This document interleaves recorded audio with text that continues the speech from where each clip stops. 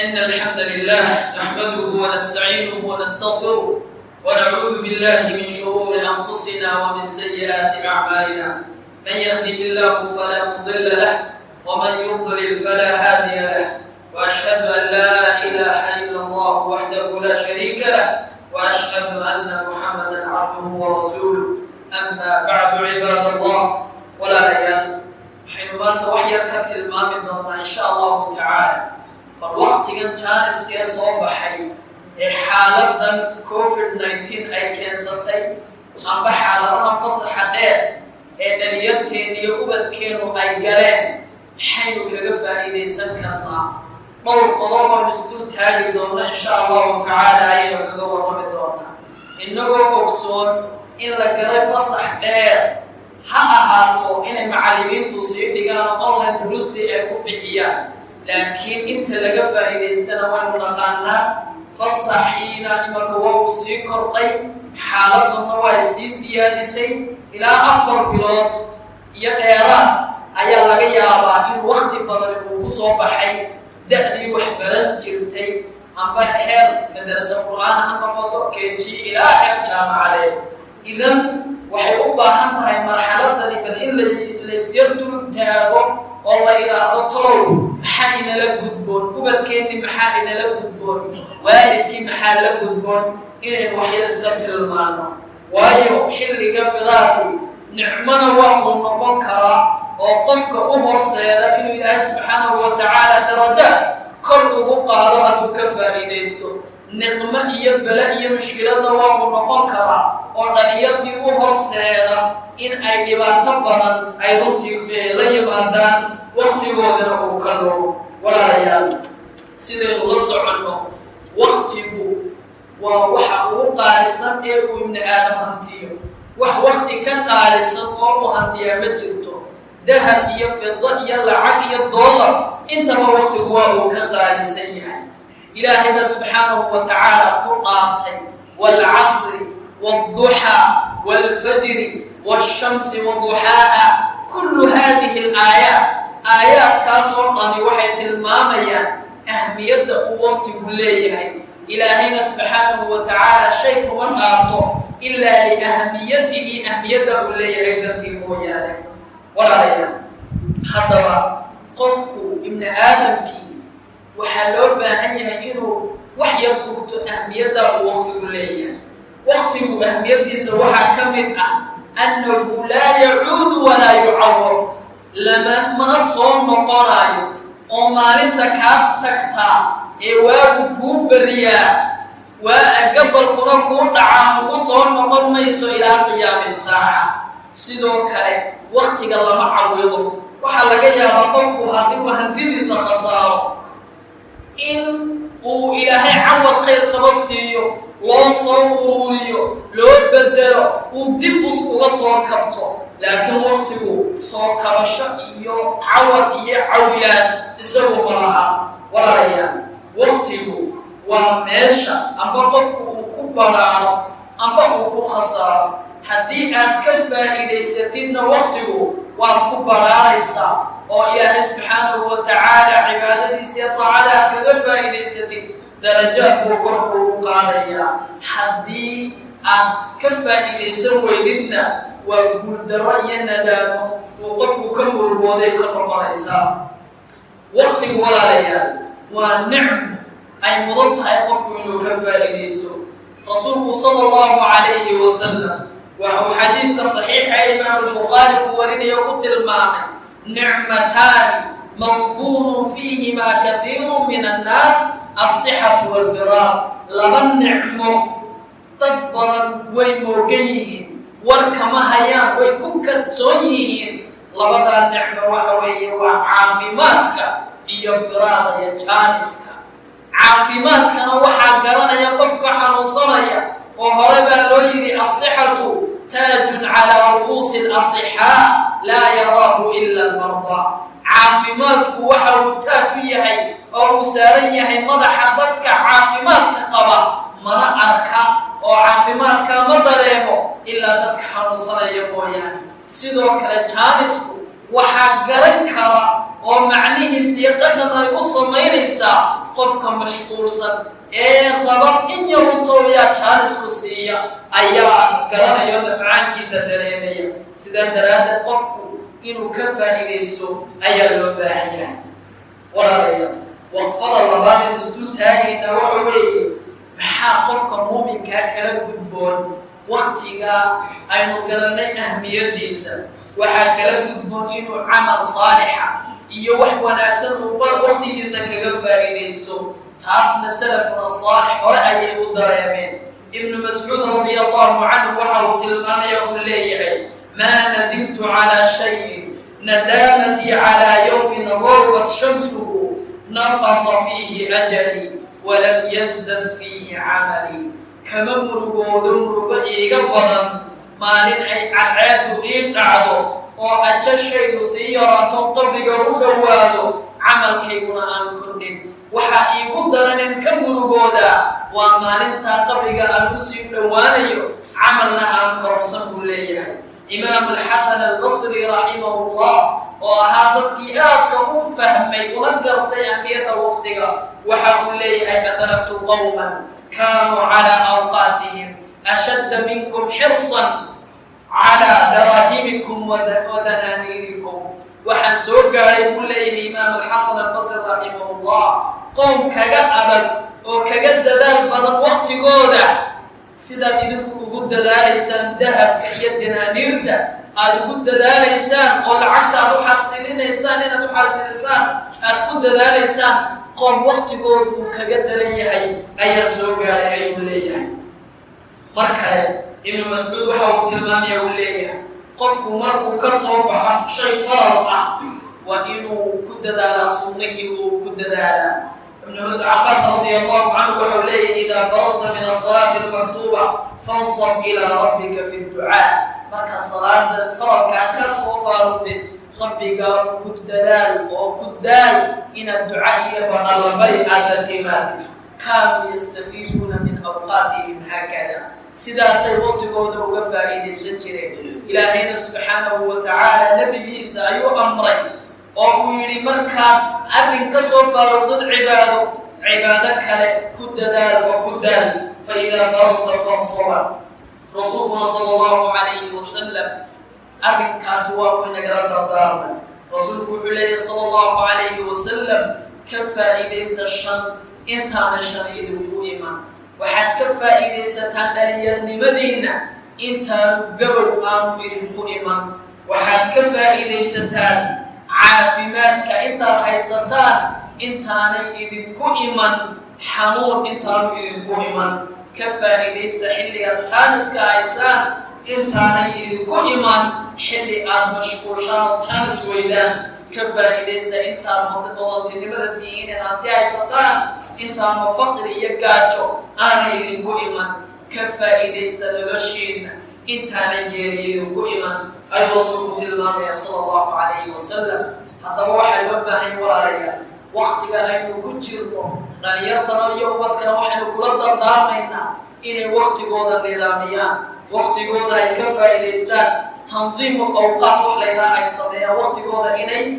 كلا نظاميا الأولويات واجبات باجرة سنيات باجرة إن وحيار بريورتي باجرة إن وقت وقف كفى الإسلام ووقت قام كجلو من وحيانا عن نفع الدنيا آخرة عن رعين ومدينا صومالينا ما دام أن بادية كسوكرنا وأصل كانوا بادية هي وهم ظهر كل تبين نحي حتى وقت كفائديسك وحلقة يا إلهي نعموين كانوا النسيين إن أي حوالها هي حنتيها هي كمن وميلها استداقين وقالنا ما أنت عرضا قفكي وشاكين أيو أو وقت جنسا كل من أيو محال يدي محال كذا محال جوبا أنت أصلا وقتك كل من أيو لكن ذاك وقتك فهمين وحي فهمين إنه وقت كل عقلية إنه قارب وياه إنه مضمت عن وقتك لقى فائديسو ولا ريان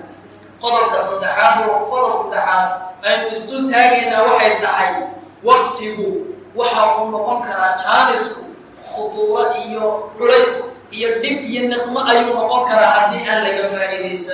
ورأي اللوجي شباب نمدا يفراغ قفت وحي كنت إنه فسهاد أدار كفائديسو مركز وحي ورجل الفراغ للرجال غفلة وللنساء غلمة فراقة iyo jaanis uragana waxa uu yahay qaflad iyo mooganaan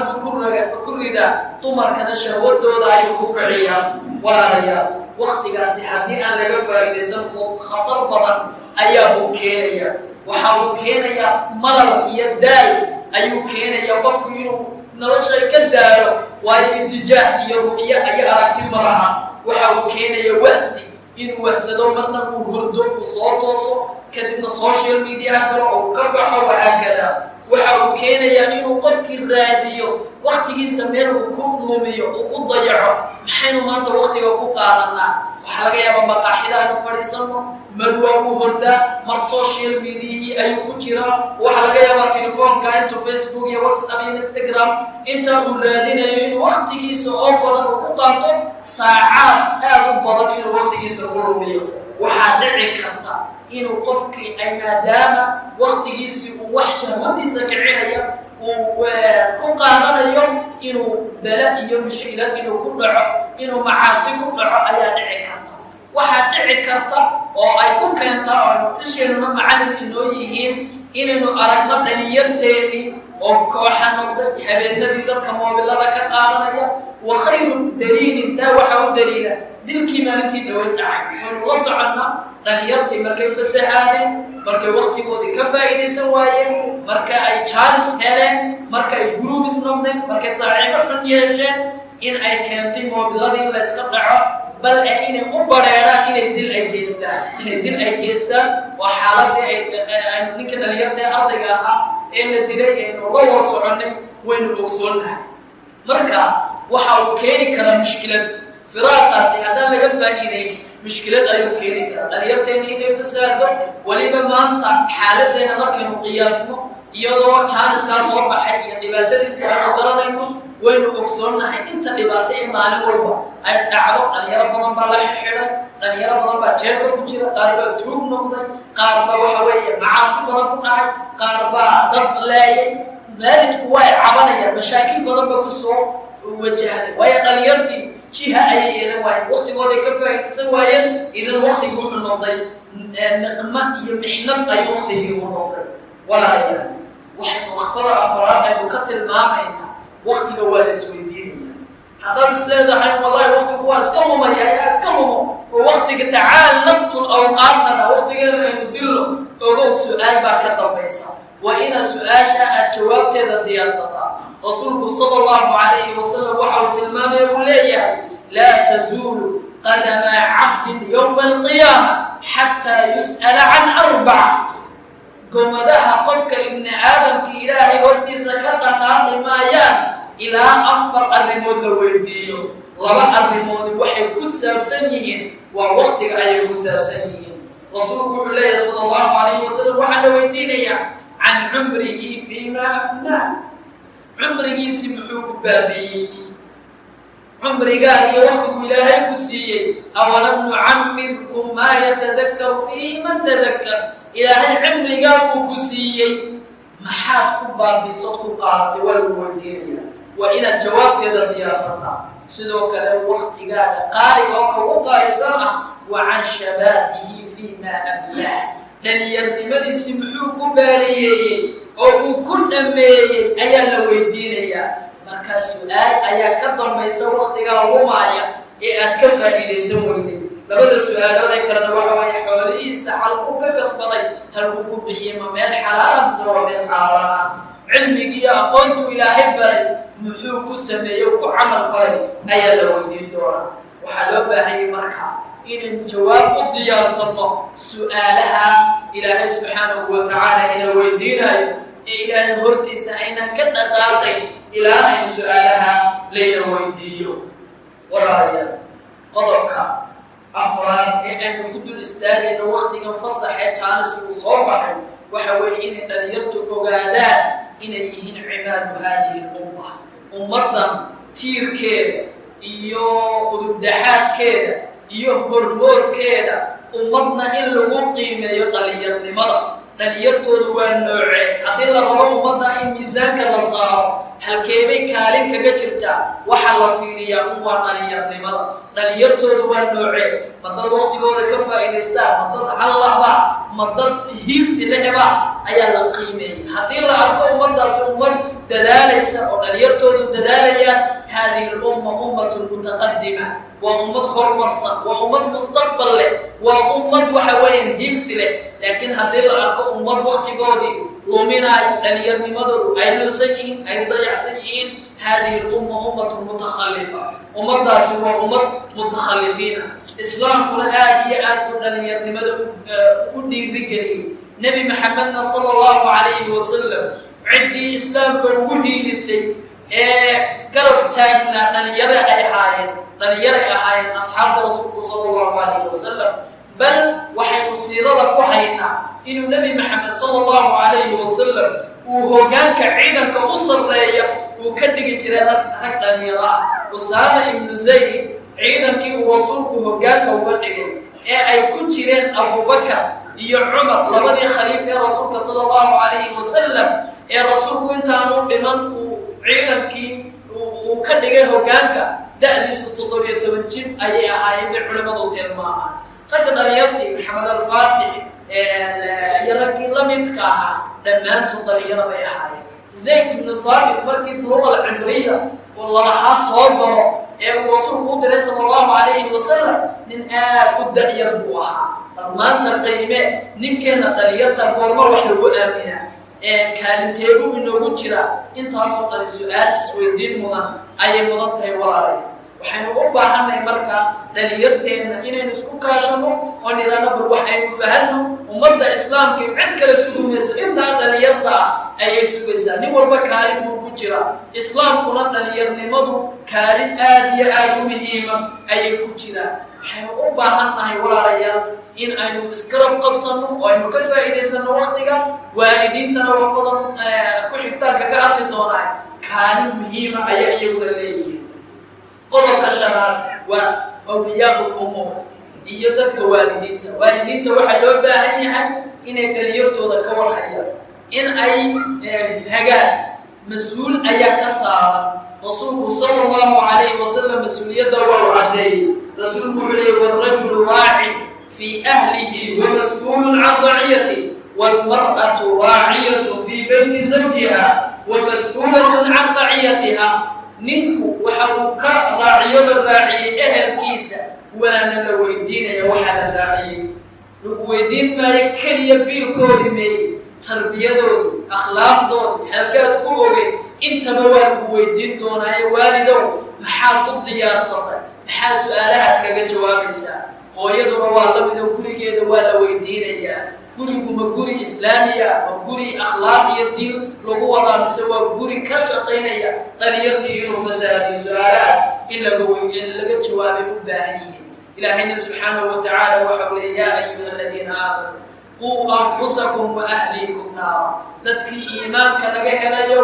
nafihiina iyo ehelkiinaba ka badbaadiya naar ka badbaadiya waalidka mas'uuliyad baa ka saaran awlaadiisa ma aha inuu ka fikiro anuu maxaan u soo xasiliya tarbiyadoodii akhlaaqdoodii ka warhayntoodii intaba waalidka mas'uuliyad baa ka saaran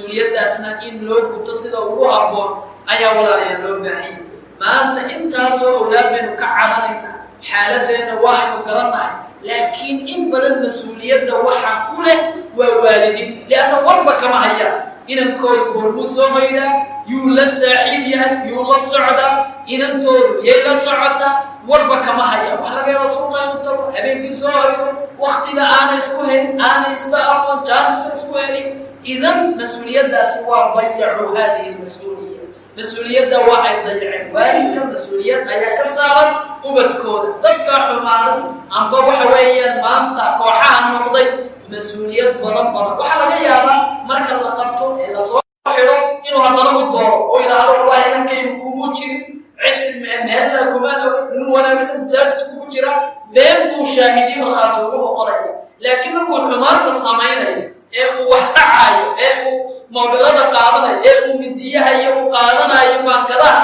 warba kama hayo meel allaala meel uu joogo warkaayo mas-uuliyadda waalida waa lagu weydiinaya maalinta qiyaamaha waxaad kaga jawaabi lahayd si diyaarsan.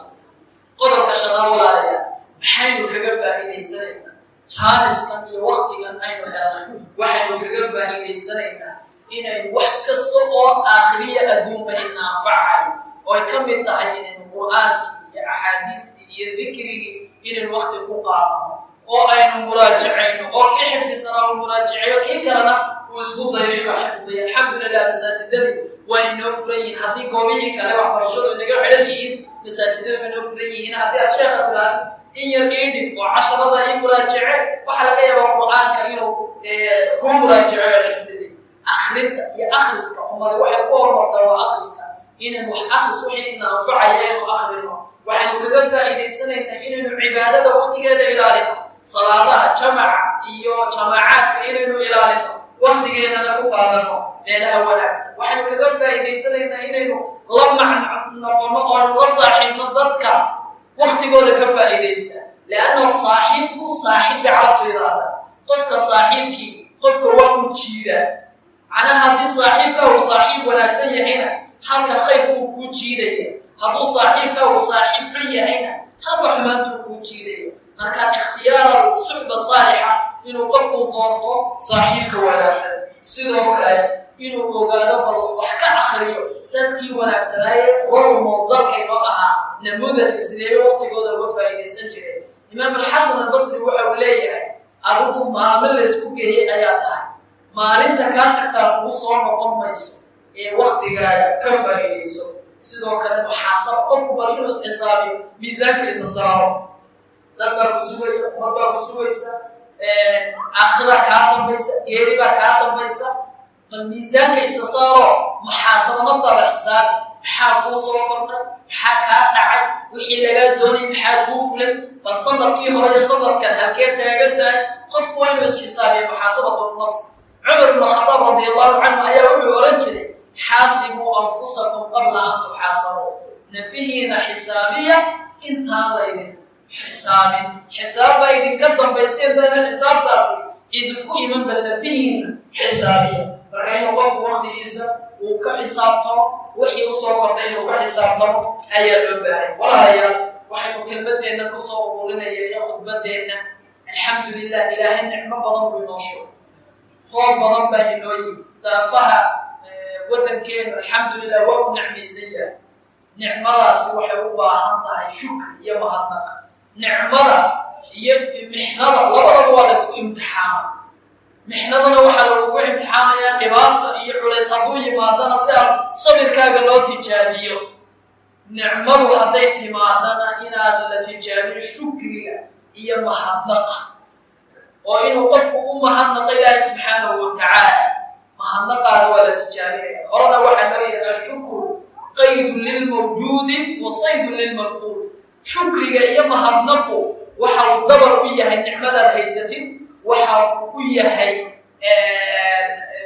u yahay sayd iyo ugaarsi nicmada kaa maqan. marka inaynu ilaahi subxaanahu watacaala ugu mahadnaqno dad badan baa niyada iyo u baxay meelaha nicmadu iyo wabaku aadka uga degay ee madoole intuba waa loo baahan yahay oo waxa weeye naftu tarwiix way u baahan tahay laakiin mar walba hadafkeenu waxa uu yahay inaynu dhalinyarnimo iyo waali intuba la isku kaashado inaynu waqtiyadaas soo baxay jaaniska inaynu sida ugu habboon kaga faa'iidaysano dhayal iyo ciyaarna inaanay inooga tegin ogaanana waqtigaas inaanu ugu soo noqonayn قيامها ليس يدينهم ثم صلوا وسلموا على من أمرتم بالصلاة والسلام عليه حيث قال رب العزة إن الله وملائكته يصلون على النبي يا أيها الذين آمنوا صلوا عليه وسلموا تسليما اللهم صل على محمد وعلى آل محمد كما صليت على إبراهيم وعلى آل إبراهيم في العالمين إنك حميد مجيد. وارض اللهم عن الخلفاء الأربع وعن بقية الصحابة وعنا معهم برحمتك يا أرحم الراحمين. ربنا آتنا في الدنيا حسنة وفي الآخرة حسنة وقنا عذاب النار. اللهم أرنا الحق حقا وارزقنا اتباعه وأرنا الباطل باطلا وارزقنا اجتنابه. وآخر دعوانا أن الحمد لله رب العالمين وقوموا إلى صلاتكم رحمكم الله.